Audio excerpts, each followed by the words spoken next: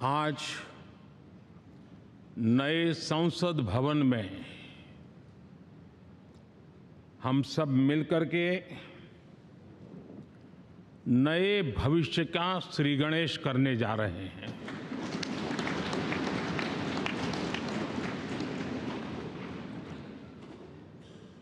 आज हम यहाँ विकसित भारत का संकल्प दोहराना, फिर एक बार संकल्पबद्ध होना और उसको परिपूर्ण करने के लिए जी जान से जुटने के इरादे से नए भवन की तरफ प्रस्थान कर रहे हैं।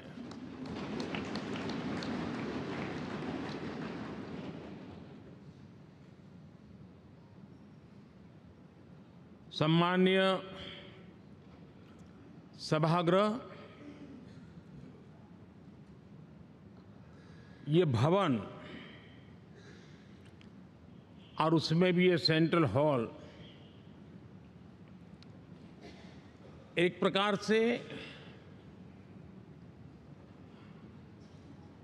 हमारी भावनाओं से भरा हुआ है। हमें भावुक भी करता है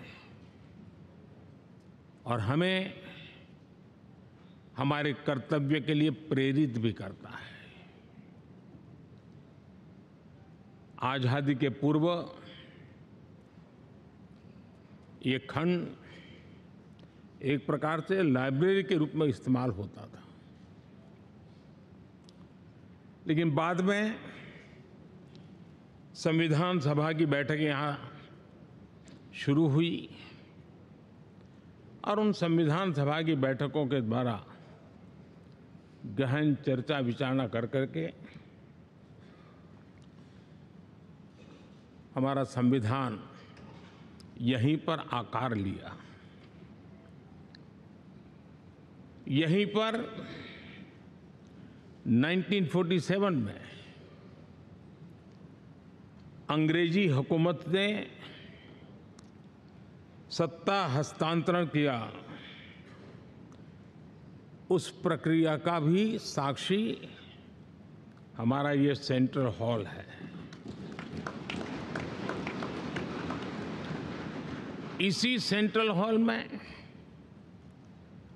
भारत के तिरंगे को अपनाया गया, हमारे राष्ट्रगान को अपनाया गया और ऐतिहासिक अवसरों पर आजादी के बाद भी सभी सरकारों के दरमियान अनेक अवसर आए जब दोनों सदनों ने मिलकर के यहाँ पर भारत के भाग्य को गढ़ने के पर विचार किया, सहमति बनाई और निर्णय भी किए। 1952 के बाद दुनिया के करीब 41 राष्ट्राध्यक्षों ने इस सेंट्रल हॉल में हमारे सभी माननीय सांसदों को संबोधित किया है।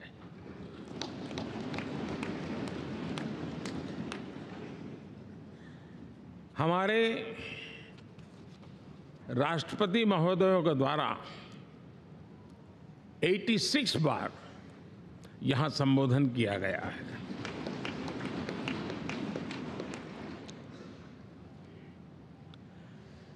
बीते 7 दशकों में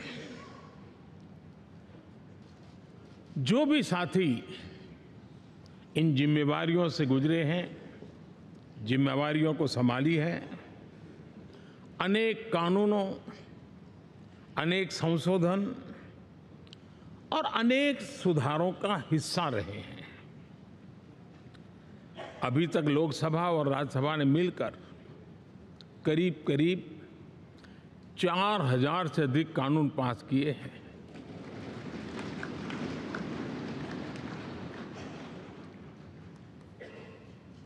और कभी जरूरत पड़ी तो जॉइंट सेशन के माध्यम से भी कानून पारित करने की दिशा में रणनीति बनानी पड़ी और उसके तहत भी दहेज रोकथाम कानून हो, बैंकिंग सर्विस कमीशन बिल हो, आतंक से लड़ने के लिए कानून हो, ये संयुक्त सत्र में पास किए गए हैं, इसी गृह में पास किए गए। इसी संसद में मुस्लिम बहन बेटियों को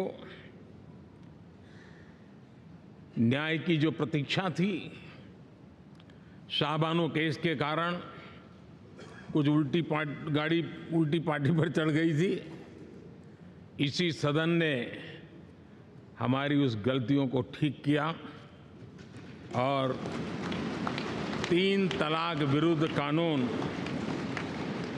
हम सब ने मिलकर के पारित किया।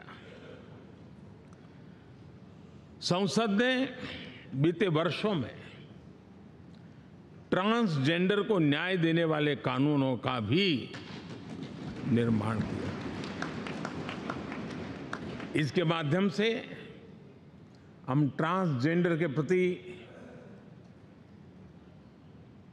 सद्भाव और सम्मान के भाव के साथ उनको नौकरी, शिक्षा, स्वास्थ्य, बाकी जो सुविधाएं हैं, एक गरिमा के साथ प्राप्त कर सके, इसकी दिशा में हम आगे बढ़े। हम सभी ने मिलकर हमारे दिव्यांग जनों के लिए भी उनकी जरूरतों को देखते हुए, उनके एस्पिरेशंस को देखते हुए ऐसे कानूनों का निर्माण किया जो उनके लिए उज्जवल भविष्य की गारंटी बन रहे हैं। आर्टिकल 370 हटाने से लेकर वो विषय ऐसा रहा जो शायद ही कोई दशक ऐसा होगा कि चर्चा न हुई हो, चिंता न हुई हो और मांग न हुई हो। आक्रोश भी व्यक्त हुआ, सभागृह में भी हुआ, सभागृह के बाहर भी हुआ, लेकिन हम सबका सौभाग्य है कि हमें सदन में आर्टिकल 370 से मुक्ति पाने का, अलगाववाद, आतंकवाद के खिलाफ लड़ाई लड़ने का एक बड़ा महत्वपूर्ण कदम